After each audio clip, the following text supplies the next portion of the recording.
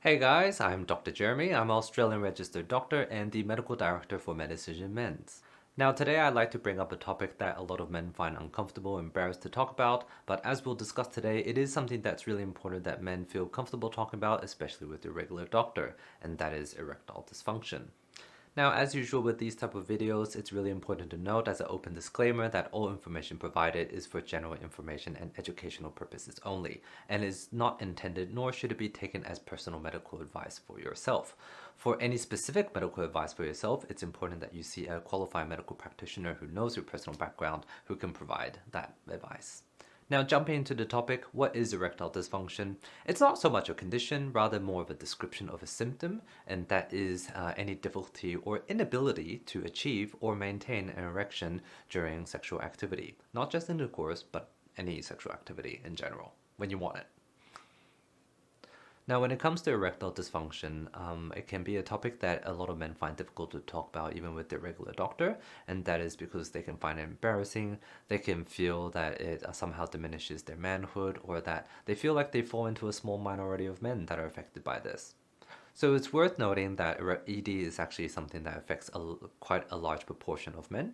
In men over 40, we know that at least 40% of men are affected to some degree by erectile dysfunction.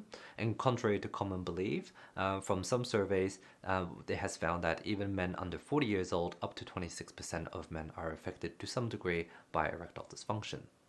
Now, for men who are affected by ED, at this point you're probably asking, so what the heck is even causing all of this? And what can I do about it? Now, usually the best starting point is to start a conversation with your regular doctor who already knows some of your background to start screening for causes. Why is that? That's because a lot of men have this belief that ED is just something that's either in their head or just some sort of personal issue that they just have to deal with or live with. What they don't know is that the mass majority of ED cases actually has a physical cause behind it. And that is precisely why it's so important that men need to feel comfortable to start these type of conversations with their doctor so that they can screen for these potential causes. Now, when it comes to potential causes, there's quite a large list. So what I'll do is I'll break them down into certain categories and touch on them briefly, just to give you a starting point, to start having a think about what might potentially be contributing to your symptoms and where you can start these kind of conversations with your regular doctor.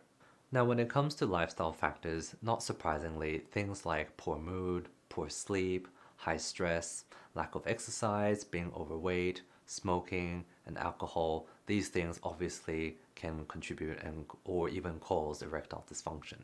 But the good news is these things are very modifiable. You can work on them, you can improve them, you can change them, and this can eventually lead to improvement, if not resolution, of any ED symptoms. Not only that, it would be beneficial for your general health and fitness anyway. A somewhat sneaky potential contributing factor to ED is medications. Not all, but some medications certainly can contribute or cause erectile dysfunction. Now, it's really important that if you are on any regular medications for any specific medical conditions, that you do not change or stop your regular medications unless you consult your regular doctor. But if you are on regular medications and you do have symptoms of ED and happen to have started after you started those medications, it might be worth having a chat to your doctor about whether or not these medications could be contributing to those symptoms if that conversation hasn't already happened. As for medical conditions, there is certainly a large list of conditions which can potentially worsen or cause ED. ED is sometimes an early sign of heart disease risk factors such as high blood pressure, damage to blood vessels, damage to nerves, diabetes, among others. And that is why if you do have symptoms of ED, that you have a chat to your doctor about screening for these medical conditions. Now, what can we do about symptoms of ED? As we touched on earlier, the first point of call really is to start the conversation about screening for potential causes, because there's no point using treatments if you don't address the root cause of all of it. Now, other than improving your lifestyle factors and addressing any medical conditions, there are certainly several treatment options that can be tried to alleviate symptoms while you're working on those things. So what most people know of in terms of treatments are the tablet medications. There are a number of different agents that can be trialed, each with their own benefits and uses and their limitations. There are also external devices that can be used. Less preferably, there are injectable medications that can be used to achieve erections, and as a last line for usually the more severe cases, there are actually surgical implants and options available as well. Of course, not all men are going to be suitable for all types of treatments.